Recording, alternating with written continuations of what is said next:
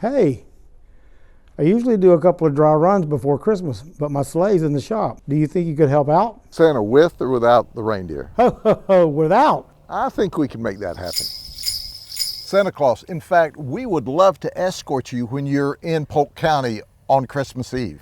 Ho, ho, ho. I don't think that'll be a problem, Sheriff, but we appreciate it. Do you know, I want to wish everybody a Merry Christmas, Santa Claus. You want to go? Well, let's go.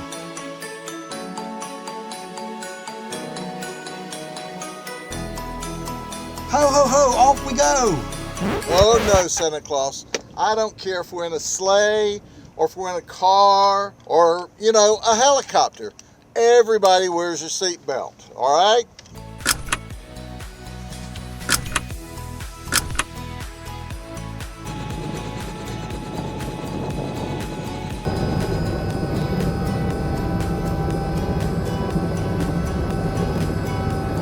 Sheriff Judd, what kind of problems are you having this time of year?